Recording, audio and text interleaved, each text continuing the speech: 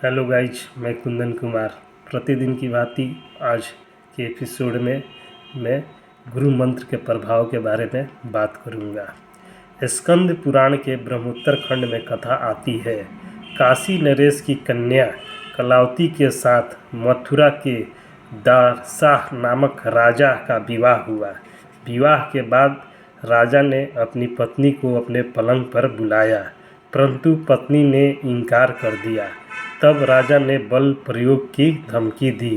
पत्नी ने कहा, स्त्री के साथ संसार व्यवहार करना हो तो बल प्रयोग नहीं, स्नेह प्रयोग करना चाहिए। नाथ, मैं आपकी पत्नी हूँ, फिर भी आप मेरे साथ बल प्रयोग करके संसार व्यवहार न करें।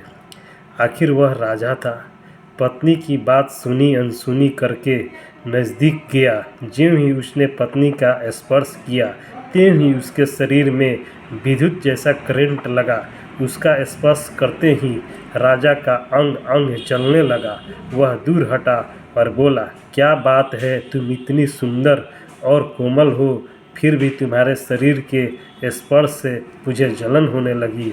पत्नी, नाथ, मैंने बाल्यकाल में दुर्वासा ऋषि से शिव मंत्र लिया था। वह जपने से मेरी सात्विक ऊर्जा का विकास हुआ।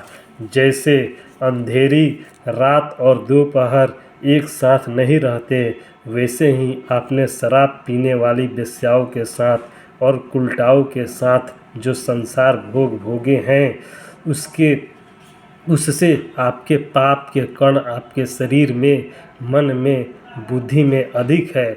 और मैंने जप किया है, उसके कारण मेरे शरीर में ओज तेज आध्यात्मिक कण अधिक है। इसलिए मैं आपके नज़दीक नहीं आती थी, बल्कि आपसे थोड़ी दूर रहकर आपसे प्रार्थना करती थी।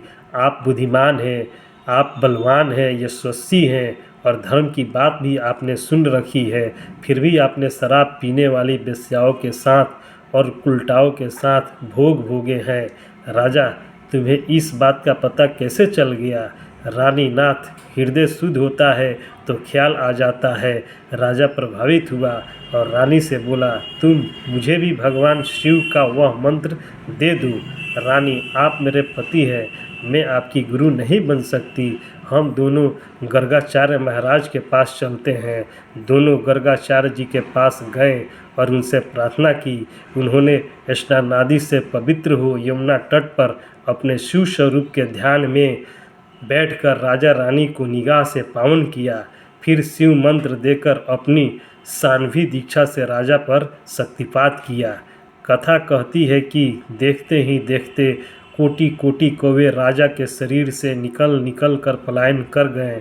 काले कौवे अर्थात तुच्छ परमाणु, काले कर्मों के तुच्छ परमाणु करोड़ों की संख्या में सूक्ष्म दृष्टि के दृष्टाओं द्वारा देखे गए। सच्चे संतों के चरणों में बैठकर दीक्षा लेने वाले सभी साधकों को इस प्रकार के लाभ होते ही हैं। मन बुद्धि में पड़े हुए तुच्छ कुछ संस्कार भी मिटते हैं। आत्म परमात्मा प्राप्ति की योग्यता भी निखरती है।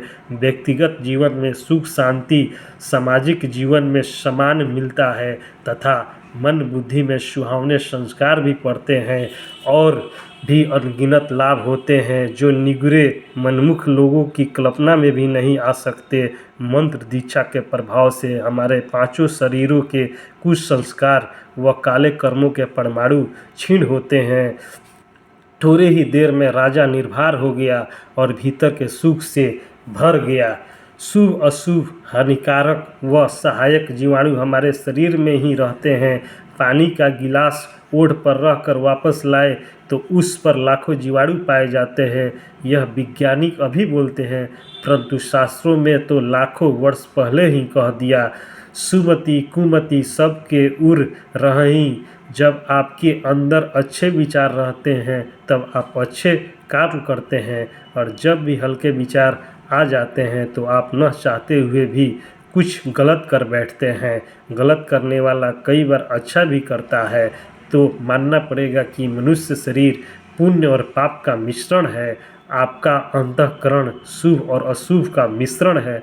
जब आप लापरवाह होते हैं तो अशुभ बढ़ जाता है। अतः पुरुषार्थ यह करना है कि अशुभ क्षीण होता जाए और शुभ पराकाष्ठा तक, परमात्मा प्राप्ति तक पहुंचा जाए। हरि ओम। अगर आपको यह प्रसंग अच्छी लगे तो वीडियो को लाइक करिए, शेयर करिए और जो नए हैं सब्सक्राइब करें। Thank you. हरि ओम।